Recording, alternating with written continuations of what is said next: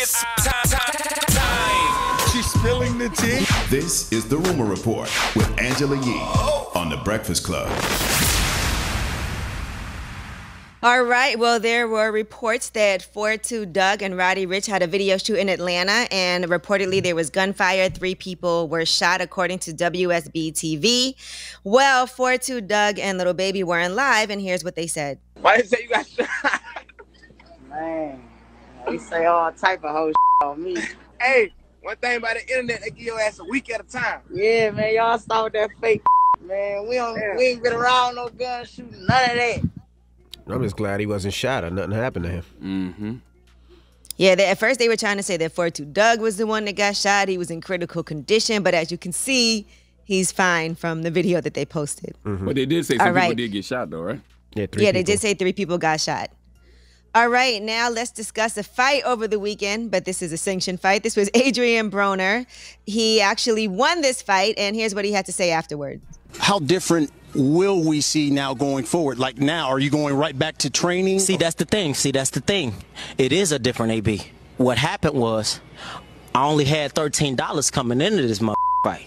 We didn't flip that up to about 13 million. So a lot of things go change. Listen, I ain't gonna lie. For the rest of the weekend, we're gonna pop bottles, cash checks, and have sex. But on Monday, it's back to kicking ass and hitting bags, though. I'm glad AB... He beat Giovanni Santiago with a unanimous decision. Yeah, I'm glad AB won his fight, even though the judges' scores were way wider than the fight actually was. I'm glad he won, though. AB is highly entertaining. And if AB would have actually... If he starts letting his hands go more and throws more punches, he would have won that fight easily. But he's still a little gun-shy for some reason in that ring. He don't throw as many punches as he used to. Now let's talk about Naomi Osaka. She won the Australian Open, and in her victory speech, she was talking to Jennifer Brady, and here's what went down. They tried to say that this was trolling, but it was a mistake. Listen to this. I want to do you like to be called Jenny or Jennifer? Jenny. Okay. Firstly, I want to congrat Jennifer. Dropping the clues bombs for Naomi Osaka. Look, she's the winner. Okay, when she's the winner, she can say and do what she wants. All right, I prefer Jennifer. Is that okay with you, Jenny? All right. Well, Naomi Osaka took to social media and said, "OMG, no," with some sad and crying face emojis. I promise you, my mind thought I called her Jenny in that moment, and I was so confused why the crowd was laughing. I'm so sorry. That's funny. Not as sorry as Jennifer was after losing. Jenny. Now, you know, GQ did a Modern Lovers issue, and Naomi Osaka is, of course, dating Corday. I guess formerly YBN Corday, but just Corday now. And he got candid about, going through their relationship. He didn't know she was as famous as she was.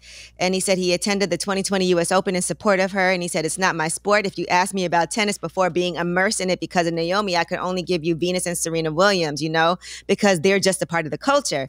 He said he felt really out of place when he went to the 2019 U.S. Open to support her. He said, "I don't know if I ever told Naomi this or not, but I felt really out of place." He said that was his first tennis match ever. And he said that was my first time being in an environment like that in my entire life. My elementary school, middle school, high school was 99.9% black kids who looked like me. It just felt really weird for me being in that space. That was my first tennis match ever.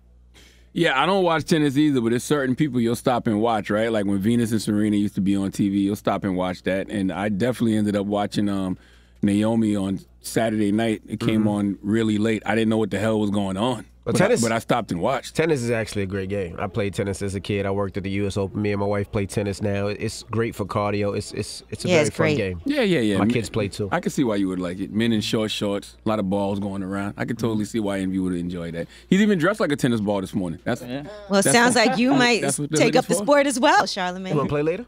Huh? No. And by the way, anybody who says tennis players aren't athletes, they're a goddamn lie. No, they athletes. Oh my gosh, that's a very athletic sport. You got to do a lot of cardio. You got to have that upper arm strength. Yep. And you got to keep your eye on the ball. Now, Young Blue gifted Boosie Badass $100,000 in cash for being his first coach. So here's what it went like. So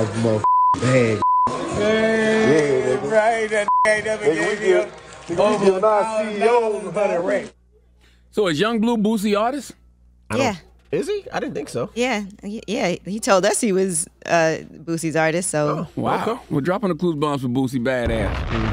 So Young Blue is a nice artist to have under your belt. All right. Well, that is your rumor report. All right. Thank you, Missy. Now we got front page news. What we talking about? Yes, and let's talk about a whole school board who had to resign. We'll tell you what happened. All right. We'll get into that next. It's The Breakfast Club. Good morning.